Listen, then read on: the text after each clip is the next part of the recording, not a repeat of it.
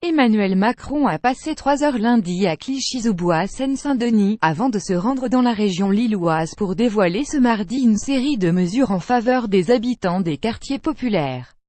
Que faut-il en attendre? Un militant des quartiers populaires juge Macron qu'il vienne sur le terrain la suite après cette publicité. Le président de la République devrait ainsi détailler le lancement des emplois francs, un retour des services publics et le recours au testing contre les discriminations. Il répondra ainsi à ceux qui lui reprochent de favoriser les Français les plus fortunés avec notamment la baisse de l'ISF. Accélérer les délais. Lundi, il s'est rendu à Clichy-sous-Bois, Seine-Saint-Denis, ville de la banlieue parisienne dont le quartier du Plateau a bénéficié du plus ambitieux programme de rénovation urbaine de France, 670 millions d'euros après avoir été le berceau des émeutes de 2005. On venait trop souvent à Clichy-sous-Bois pour ne parler que des problèmes. Je viens soutenir les projets d'une ville entreprenante. pic.twitter.com Zefquake, Emmanuel Macron @Emmanuel Macron 13 novembre 2017. Le chef de l'État a cependant débuté sa visite dans le quartier du Chêne Pointu, deux barres d'immeubles délabrés dont le processus de rénovation vient à peine de démarrer. Par cette visite non annoncée, il a voulu se rendre compte sur le terrain des difficultés du quartier, a-t-il expliqué devant la presse. Il a souhaité accélérer les délais pour cette rénovation qui au rythme actuel prendra une douzaine d'années car il faut racheter chaque logement et reloger les habitants avant de reconstruire. Emmanuel Macron a été accueilli par le maire de la ville, Olivier Klein, dont il a annoncé la nomination comme président de l'Agence nationale de rénovation urbaine ANRU. Chaleureusement accueilli par les habitants, il a passé une demi-heure à bavarder avec eux et faire des selfies. Il s'est ensuite rendu au centre social de Clichy-Montfermeil puis a passé 2 heures à saluer plusieurs centaines d'habitants. Plus d'une heure de bain de foule pour le président Macron à Clichy-sous-Bois venu parler politique de la ville. Macron banlieue pic.twitter.com Doxco 1 JSO, Jean-Rémy Baudot @GirBaudot 13 novembre 2017. Emmanuel Macron en a profité pour confirmer les engagements de l'État pour achever la future gare de la ligne 16 du métro du Grand Paris Express en 2024. Il s'est ensuite envolé dans la soirée vers Lille et Roubaix où il participera à un dîner sur les discriminations. Mardi, il passera la matinée à Tourcoing, l'une des villes les plus pauvres de France, pour prononcer un discours sur sa politique de la ville.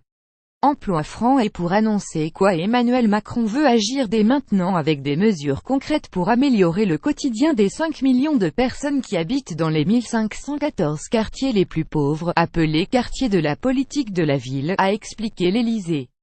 À 25%, le chômage y est 2,5 fois plus élevé que la moyenne, la pauvreté peut y atteindre 40% et le taux d'activité réel plafonné à juste 44%, 20 points de moins que dans le reste de la France. Leurs habitants ont des difficultés à accéder aux emplois, aux services publics, aux médecins, au logement et 17% s'estiment victimes de discrimination en raison de leurs origines. On y trouve 2 fois moins de généralistes, 3 fois moins de spécialistes et 4 fois moins de crèches.